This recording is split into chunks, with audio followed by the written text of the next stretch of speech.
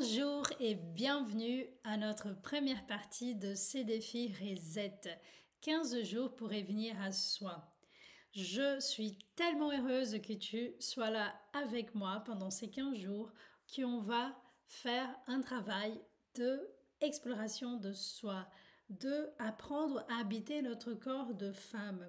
Parce que la femme moderne, ce qui lui manque, c'est cette connexion avec son féminin, avec cette puissance créatrice de vie qui on a laissé de côté, qui on ne connaît pas trop le fonctionnement de notre corps et comment ce type de fonctionnement il a un énorme impact dans notre vie de tous les jours.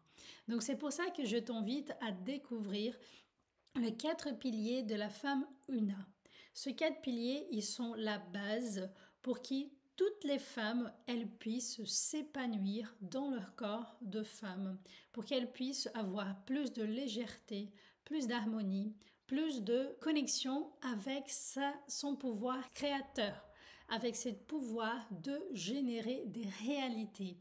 Et toute cette puissance créatrice, elle n'habite pas le mental de la femme. Elle habite le bas de ton ventre. Tout ce portail du ventre qu'on va voir dans le pilier énergétique, il est très important de savoir. Parce que c'est à partir de ce portail-là qu'on va détecter si la femme elle est en bonne santé ou pas. Donc, on va explorer aujourd'hui le pilier du corps. On va travailler sur la physiologie du corps de la femme. On va comprendre comment fonctionne tout simplement la grande danse hormonale qui arrive chez toi tout le mois. Et ne t'inquiète pas, si tu es ménopausée et si tu sens que tes énergies ont changé, sache que tu restes toujours cyclique et qu'il y a d'autres méthodes pour que tu continues à suivre cette cyclicité. On y va, c'est parti.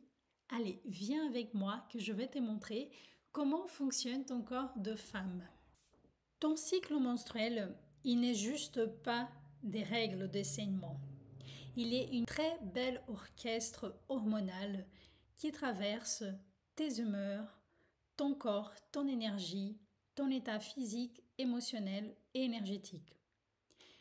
Pour une conception plutôt éducative, on va partager le cycle menstruel, qui c'est aussi le cycle ovulatoire, en 4 phases principales. Donc pendant ces 4 phases, il y a une communication qui traverse ton corps, que ton cerveau, qui c'est les grands chefs d'orchestre de ton corps, il va commencer à envoyer des signes. Et ces signes-là sont des hormones. Il va envoyer des signes à tes ovaires pour que tu puisses commencer à produire des follicules. Donc ces 4 phases, elles vont se partager comme ça. Le premier jour de tes règles, ton cerveau, il va se mettre à se dire « ça y est, un nouveau cycle arrive ». Donc il va commencer à stimuler tes follicules à la production de cet ovule. Donc il va y avoir plein de follicules qui vont grandir dans tes ovaires. Et là, c'est le moment qu'on appelle la phase folliculaire. Donc la phase folliculaire, elle va commencer à gagner vie à partir du premier jour de tes règles. Est-ce que vous avez déjà remarqué, tu as déjà remarqué que quand arrivent tes règles, tu sens un peu cette libération. Ouf, tu te sens un peu plus libéré, c'est comme quelque chose qui va te nettoyer. Donc la phase menstruelle, elle est une phase de purification, elle est une phase de nettoyage physique, émotionnel et mental et aussi énergétique. Ton corps, il est sage, il a une façon de te mettre en équilibre différemment de ton mental. Il a une façon de percevoir aussi la réalité différemment. Et quand il se sent en manque, quand il a la manque de quelque chose, là c'est où la maladie, elle va arriver et elle va dire, et ton corps va te dire, regarde, il y a quelque chose qui se passe, il a un déréglage et écoute-moi bien, vois-moi, regarde qu'est-ce qui se passe chez moi pour qu'on puisse travailler ensemble. Donc pendant cette phase menstruelle, si tu n'écoutes pas ton corps par exemple, si tu ne permets pas de ton corps de se libérer, de dégager de ces déchets que tu as accumulés au cours de ton mois, il va avoir un impact sur ton prochain cycle. Donc, essaye de prendre du repos, du calme, du silence quand tu peux dans ta journée, des petits moments d'écoute de soi. Donc, quand tu arrives à la phase folliculaire, c'est ces deux hormones que tu as déjà entendu parler, la progestérone et l'estrogène, qui vont être les grandes travailleurs, des amis à toi pour te préparer à la production de cet ovule. Donc pendant la phase folliculaire, il va y avoir cette montée douce de l'œstrogène. L'œstrogène, c'est cette hormone qui c'est le best friend de la femme. Il va augmenter ta libido, il va aider à rendre ta peau plus belle parce qu'il va aider à la production de l'estrogène. Il va protéger tes os parce que tu vas avoir plus de renfort aussi musculaire. Donc c'est important aussi dans cette phase quand tu as plus d'énergie parce qu'il va booster ton énergie aussi.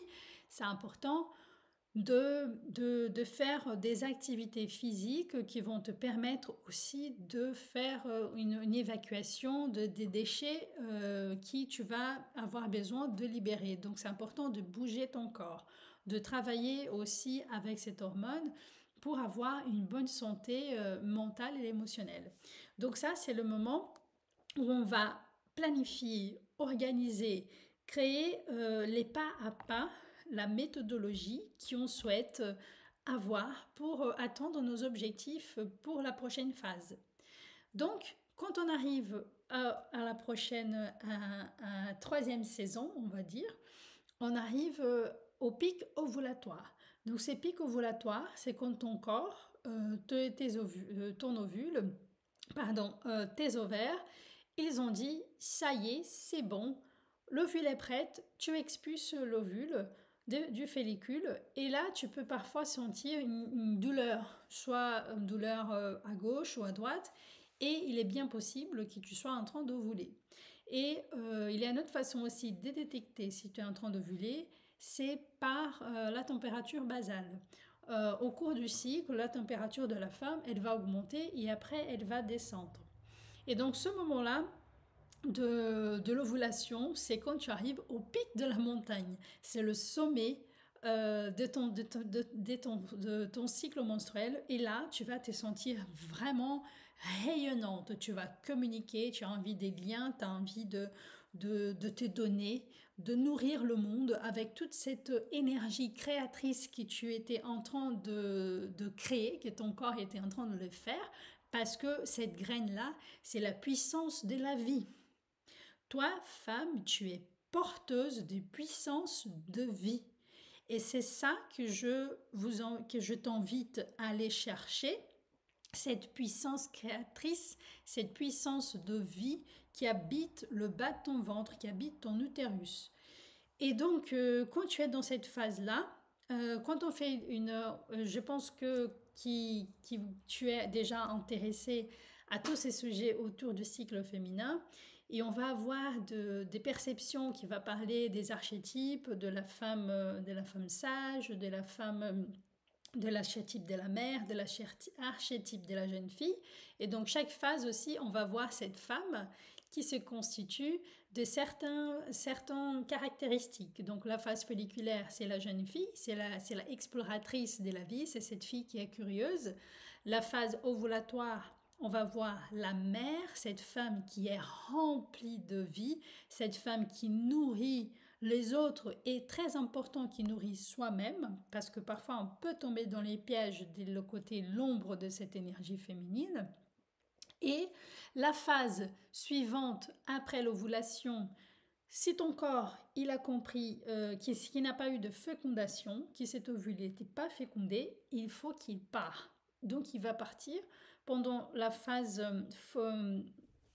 suivante, pardon, la phase lutéale, c'est quand ce corps jeune, et le corps jeune, il va produire la progestérone. La progestérone, c'est cette hormone qui c'est l'hormone du cocoon. On va avoir ce besoin de prendre soin de nous. Notre corps, il va dire, prends soin de moi maintenant, repose-toi, va à ta caverne antérieure, va vers ton introspection. Et là, on va parler de l'intuition. C'est en ce moment-là qu'on va avoir plus contact avec cette femme, et c'est la femme enchanteresse dans cet archétype, qui c'est la femme qui va être l'alchimiste de la vie. C'est un passage elle t'accompagne dans le cycle de vie, mort et vie. Parce que nous, les femmes, nous sommes porteuses de cette cyclicité. C'est comme la nature aussi. Elle a son printemps, qui c'est la phase folliculaire. L'été, c'est la phase ovulatoire. Et l'automne, c'est ce rite de passage qui la nature, elle va se reposer. Et donc, nous sommes aussi porteuses de cette belle cyclicité. Et donc, la phase lutéale, l'énergie, elle chute, elle descend, et c'est le moment où le corps, il t'invite à faire démarrer ces processus de purification, ces processus de ralentissement, et on va devenir plutôt sensible, plutôt intuitif, plutôt créatif. C'est là où aussi notre créativité, elle va être plus émergente. Et donc, si tu n'as pas tes règles, si tu es une femme ménopausée, sache que tu as toujours ces 4 femmes en toi et que la dernière femme, quand on a nos menstruations, on parle de la femme sage, cette femme qui a vécu, qui a traversé toute cette phase comme des saisons dans une série Netflix. On a des saisons, n'est-ce pas, qui on va commencer à raconter une histoire. Et donc pendant 28 jours, on parle juste en termes de méthodologie de compréhension, mais un cycle il peut durer plus de 28 jours. Donc c'est tout à fait normal parce que nous les femmes, on va jamais pendant toute notre vie cyclique, on va jamais avoir un cycle régulier de 28 jours. Donc si toi, femme, je t'invite, si tu es ménopausée, et je sais qu'il y en a dans ce défi, c'est de savoir que ton cycle, il n'est plus au service du monde extérieur. Toute ton énergie créatrice, toute ton énergie de imprimeur qui tu es, en fait, notre utérus, c'est cet endroit qui va imprimer des réalités. Donc la femme, elle a ce pouvoir, et c'est ça que j'ai envie de partager avec toi. Incarner ton corps de femme, c'est incarner la puissance de création.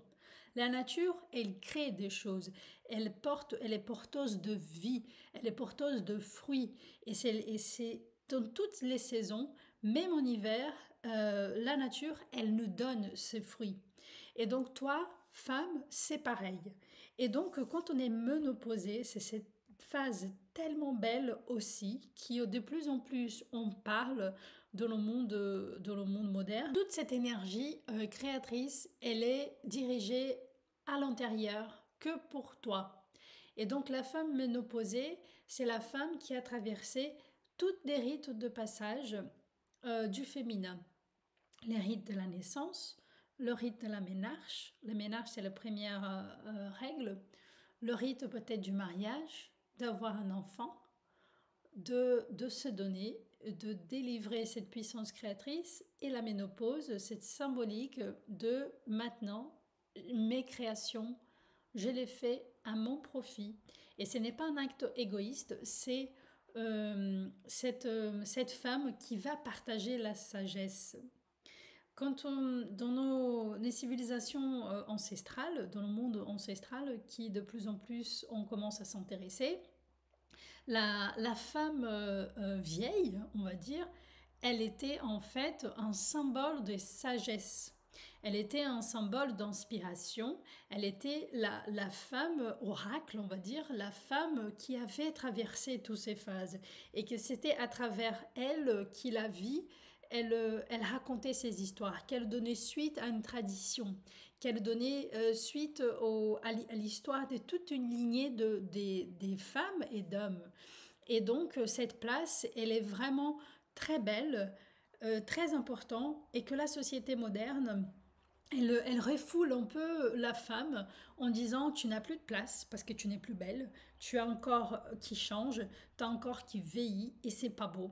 Et donc la femme aujourd'hui, elle va vivre un peu cette phase en quelque sorte en souffrance parce qu'elle elle va plus voir des valeurs. Je suis ménopausée, je ne plus, j'ai fait le deuil de ne plus donner de la vie. J'ai fait le deuil de mon corps parce que mon corps, il fait plus ce travail de ces hormones, l'estrogène et la progestérone qui sont hyper importants pour moi. Il y a une chute de ces hormones-là et donc il va avoir ce déréglage hormonal. Si toi, tu as vécu toutes ces phases cycliques de ta vie cyclique, si tu n'as pas bien vécu ton cycle menstruel, il y a des chances, oui, qu'il y ait ta ménopause, la périménopause, parce que la ménopause, il est important de savoir, c'est la dernière règle de la femme. Donc le corps, il est tellement sage qu'il prépare la femme pour arriver à la ménopause. Il prépare pendant environ 10 ans. Ça peut se passer. Et donc on appelle ça la périménopause. Donc c'est une période comme l'automne des transitions pour arriver en beauté à ce rite de passage. Et donc bien sûr que c'est important de se faire accompagner s'il a des problèmes de déréglages, mais c'est important aussi de savoir comment tu as vécu ta vie de femme. Qu'est-ce que s'est passé pendant toutes tes années? Qu'est-ce que tu as accumulé? Les accumulations, les blocages émotionnels, mentaux, est-ce que tu as réussi vraiment à grandir? Est-ce que tu es devenue une adulte, une femme sage? Ou est-ce que tu es devenue une femme peureuse? Une femme qui a peur d'avancer, de continuer à déborder de vie? Parce que c'est ça, on est créatrice de vie et on déborde d'abondance. Et oui, pendant la ménopause, on peut continuer à être cette femme cyclique. Et donc une méthode intéressante que j'invite aux femmes ménopausées de faire, c'est de suivre ton intuition, ton énergie du moment et comment cette énergie du moment, elle est aussi en lien avec le cycle de la Lune. Parce qu'il y a ce qu'on appelle le calendrier lunaire, qui c'est un calendrier qui les femmes, elles suivent aussi à l'intérieur. Et donc chaque phase de la Lune va avoir une symbolique avec chaque femme du cycle menstruel. Donc la nouvelle lune, c'est la femme sage, c'est les menstruations.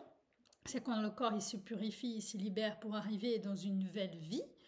La lune croissante, c'est la phase folliculaire, donc c'est la phase d'expansion qu'on va grandir, qu'on va aller nous montrer, créer des choses qu'on a envie. Et la phase ovulatoire, c'est le pic, donc c'est le pic de la lune, c'est quoi? C'est la pleine lune, qu'on est pleine de lumière et de vie. Et après la lune décroissante, c'est la phase lutéale, le moment d'introspection pour arriver au nouveau cycle. Donc il a cette méthode. Donc notre vie cyclique de femme, elle est vraiment ta boussole, elle est vraiment le GPS antérieur du féminin pour nous permettre de savoir où on y va, où on est coincé dans notre vie.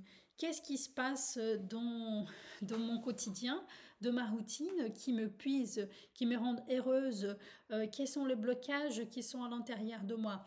Donc le premier, le premier signe d'un déréglage dans ta vie, il va arriver dans le corps de la femme, dans ta cyclicité.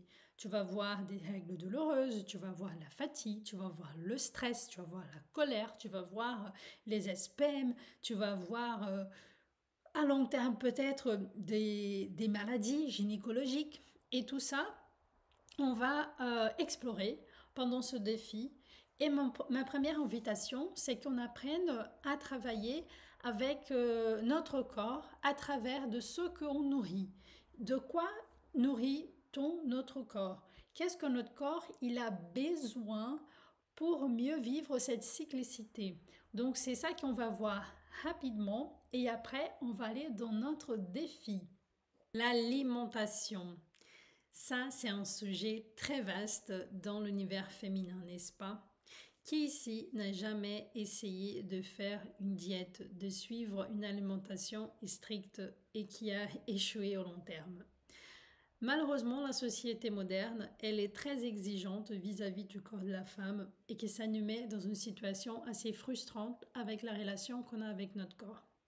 Donc pendant cette première partie du défi, on va parler des bases d'une alimentation saine, une relation positive qu'on peut construire avec la relation qu'on a avec les nutriments et avec notre corps.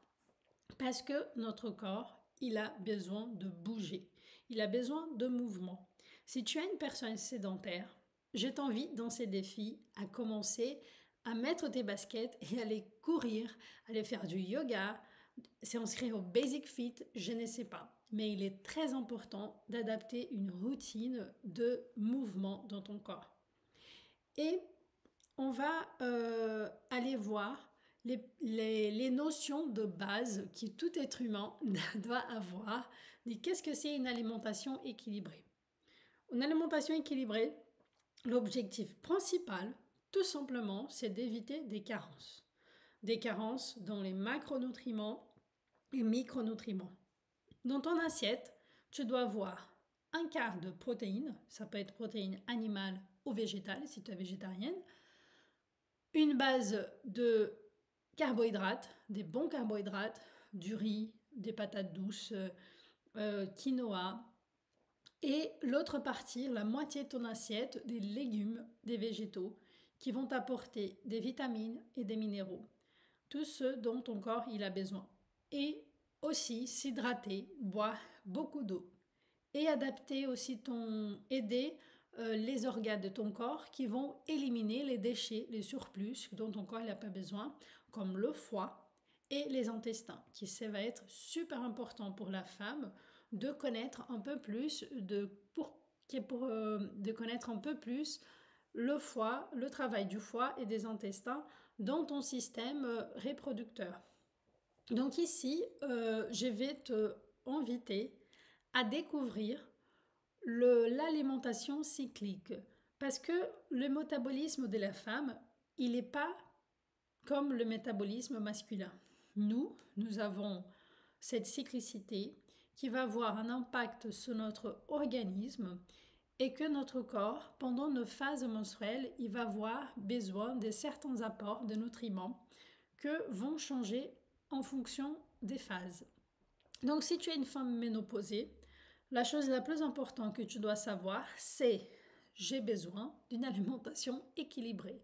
Donc tout simplement, mon corps, il a besoin de manger des légumes variés, des fruits, des carbohydrates, des protéines, boire de l'eau, se bouger et bien dormir.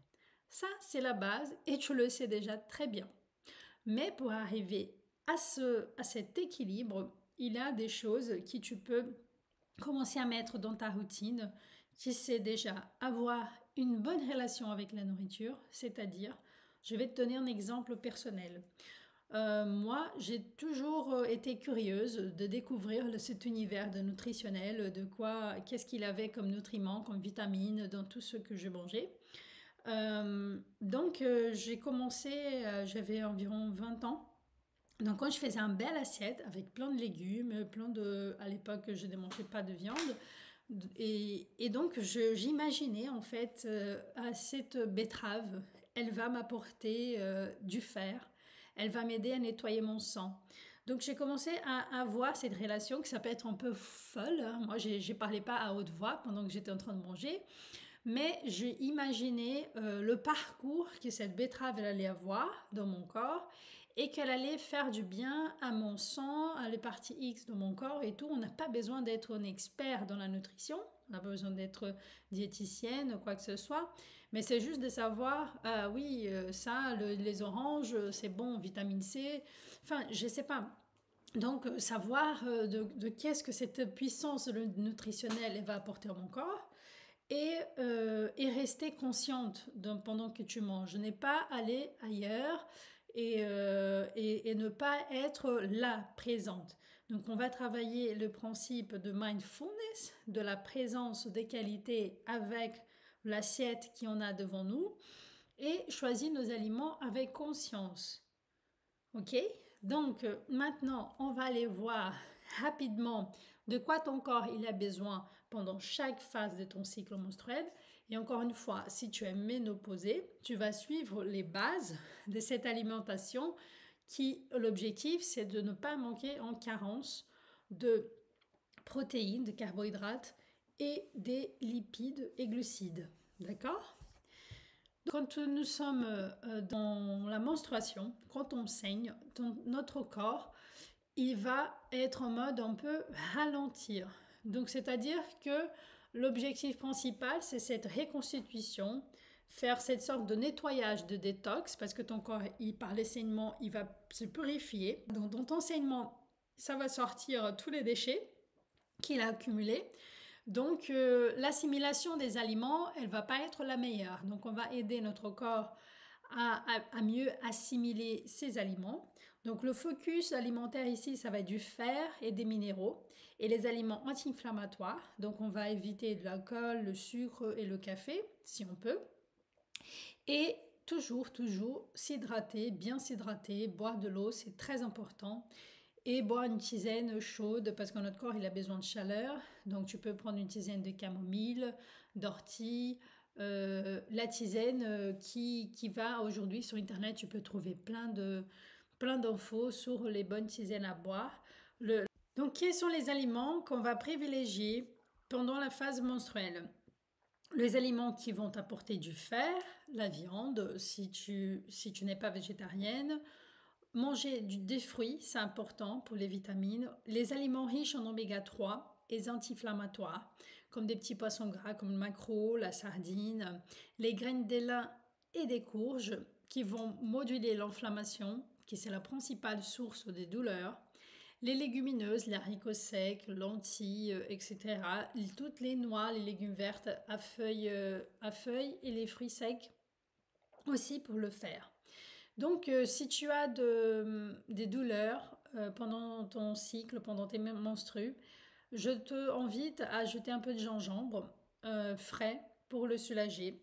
Et encore une fois, on essaie d'éviter l'alcool, le sucre, les produits industriels et du café. Donc pendant la phase folliculaire, c'est la phase que ton corps il va dire youpi, j'ai plein d'énergie, je suis en pleine croissance de mes follicules. Et pour aider à cette stimulation, pour faire grandir tes follicules, on va ingérer des glucides complexes, c'est-à-dire des protéines et des lipides riches en oméga 3, c'est-à-dire des œufs, des amandes, des noix. Donc on va recharger notre corps en nutriments de qualité et des minéraux qu'on va trouver dans les végétaux aussi. Donc tu vois, c'est toujours cette base de l'alimentation, des vitamines, des minéraux, des protéines et des carbohydrates. Donc, les aliments que tu vas privilégier, c'est les aliments en matière de graisse saine, comme l'avocat, l'huile d'olive, des glucides complexes, on va parler des carbohydrates, donc la quinoa, la patate douce, le fer, on va trouver dans les viandes maigres, les légumineuses, les légumes à feuilles vertes foncées, et les aliments riches en vitamine C pour bien assimiler le fer. Donc dans cette phase-là, notre corps, il absorbe très bien les nutriments qu'on lui donne. Le métabolisme, il est à fond.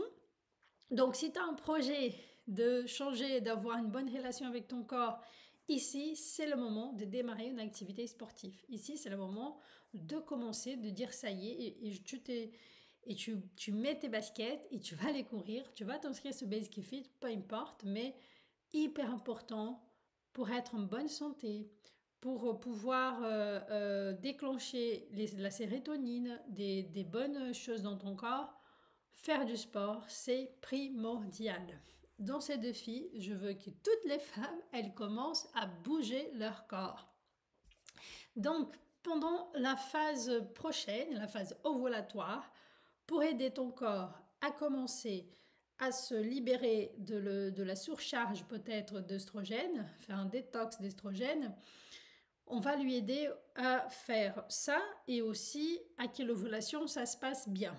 Donc ton corps, c'est ce moment-là qui va encore être en plein bonne absorption de ces nutriments aussi, mais l'ovulation, c'est le moment où il va se concentrer là à produire cet œuf de bonne qualité.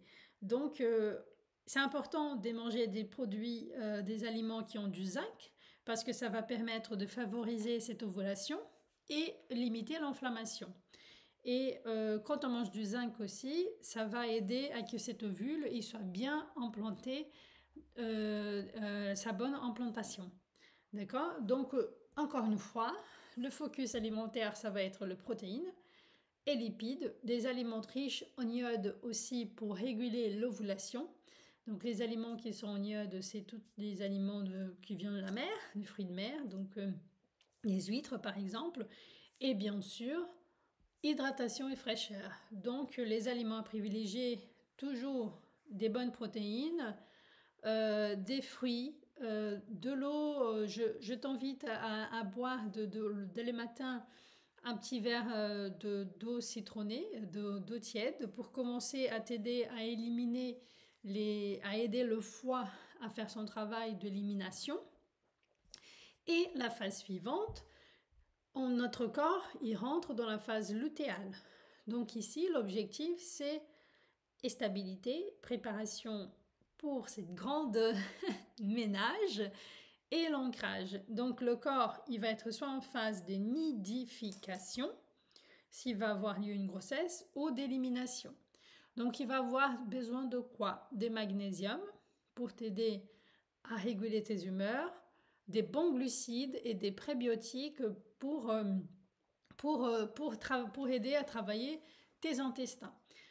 Donc on va aussi, les prébiotiques, ça va aider à stabiliser l'humeur, à calmer les inflammations et à faciliter que ça dégage cette surcharge d'hormones.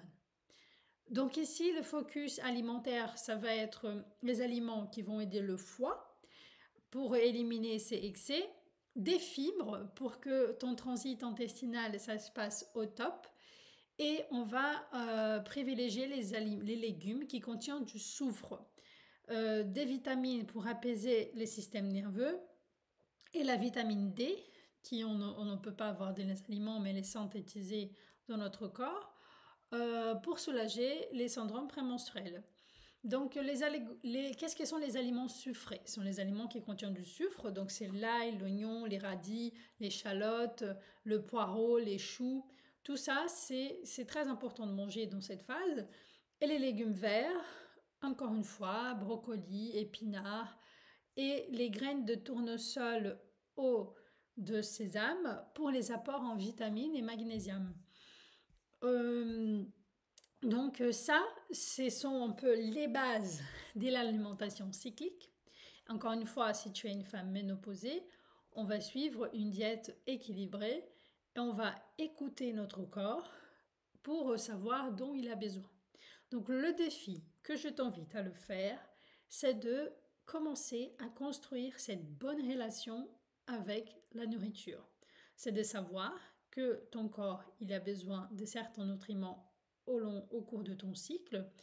Et quand tu vas bien choisir tes aliments que tu vas cuisiner, tu vas t'asseoir et tu vas être présente.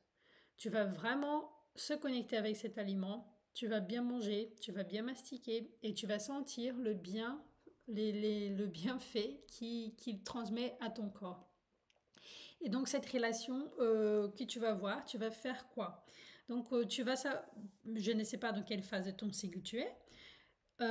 Et en fonction de la phase du cycle, tu vas choisir un aliment qui va te permettre de t'aider à traverser cette phase et tu vas le manger pendant ces 3 jours. Tu vas avoir cette relation, tu vas le rajouter dans ta routine et tu vas choisir une activité où tu vas te mouvementer. Tu vas prendre ton agenda, tu vas mettre aujourd'hui, je m'engage à faire, je ne sais pas, de la musculation, à courir, à nager, à faire du yoga, à faire du pilates, à danser. Mouvement. Mouvement, le corps, il a besoin. Tous les corps, surtout si tu travailles sédentaire, si tu es assise dans un bureau et que tu ne bouges pas, il est hyper important de bouger. Tu vas voir qu'à long terme, ça va te faire du bien. Donc, aujourd'hui, je m'engage à faire quoi? Aujourd'hui, je m'engage à manger sain. Et surtout, boire de l'eau et avoir cette relation saine. Si tu as toujours une relation conflictuelle avec la nourriture, je ne te connais pas, Mais je t'invite à changer ce regard-là parce que tu vas voir que de ton comportement,